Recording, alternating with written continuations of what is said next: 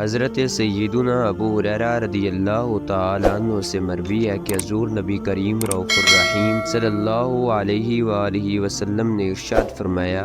ایمان کی 70 سے کچھ زائد شاخیں ہیں یا ایمان کی 60 سے کچھ زائد شاخیں ہیں، اور ان میں سب سے افضل لا الہ الا اللہ کہنا ہے، اور ان میں سب سے کم تر راستے سے تکلیف دہ چیز دور کرنا ہے، اور حیا بھی ایمان کی ایک شاخ ہے۔ حدیث مذکور میں فرمایا گیا کہ ایمان کی 70 یا اس سے کچھ زائد شاخیں ہیں۔ علامہ بدر الدین عینی علیہ رحمۃ اللہ الغنی نے 70 شاخوں کو بالتفصیل ذکر فرمایا ہے، آپ بھی ملاحظہ کیجئے۔ اللہ عز و جل پر، اس کی ذات و صفات اور اس کی وحدانیت پر ایمان لانا کہ اس کی مثل کوئی نہیں،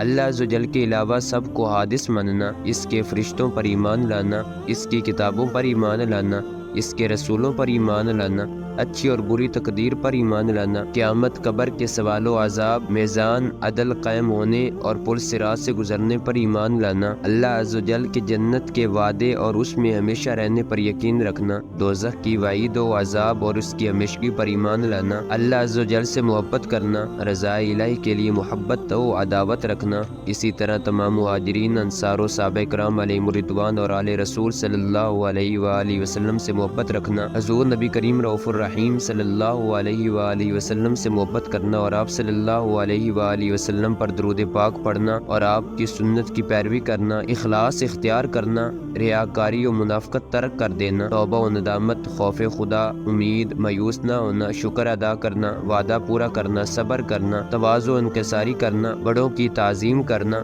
چھوٹوں پر شفقت کرنا، تقدیر پر راضی رہنا، اللہ عز و جل پر توکل بھروسہ کرنا، فخر و غرور ترک کرنا، اپنی تعریف کرنے سے بچنا، اپنے آپ کو گناہوں سے پاک و صاف نہ سمجھنا، حسد نہ کرنا، بلا وجہ کسی سے دشمنی نہ کرنا، غصہ ترک کرنا، خیانت اور کسی کے متعلق بدگمانی، مکر و فریب سے بچنا، دنیا کی محبت ترک کرنا، مال و دولت، جاہ و مرتبے کی محبت دل سے نکال دینا، اللہ عز و جل کی وحدانیت کا زبان سے اقرار کرنا، قرآن پاک کی تلاوت کرنا، علم سیکھنا، علم سکھانا، دعا کرنا، ذکر و استغفار کرنا، فضول گوئی سے بچنا، پاکیزگی یعنی بدن کو حدث و جنابت، حیض و نفاس سے وضو اور غسل کے ذریعے پاک رکھنا، کپڑے اور مکان پاک رکھنا، نماز قائم کرنا، اس میں فرائض و نوافل اور قضا نمازیں بھی داخل ہیں، زکوٰۃ، صدقہ فطر ادا کرنا، سخاوت کرنا، کھانا کھلانا اور مہمان نوازی کرنا، فرض و نفل روزے رکھنا، حج عمرہ کرنا، اعتکاف کرنا اور لیلۃ القدر کی جستجو کرنا، دین کی حفاظت کے لیے برے امور سے دور بھاگنا اور مشرکوں کے علاقے سے ہجرت کرنا،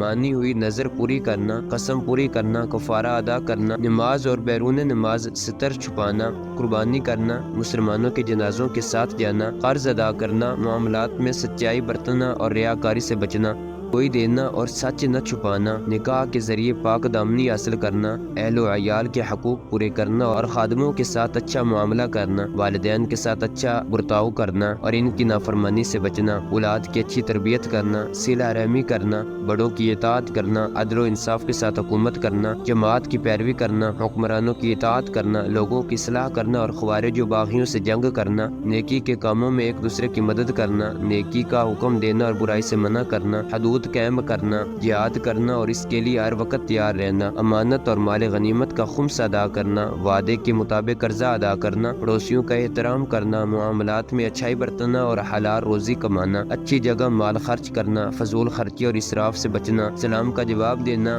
چھینکنے والے کو جواب دینا، لوگوں سے نقصان کو دور کرنا، لاو و لاب سے بچنا، راستے سے تکلیف دہ شے کو ہٹانا۔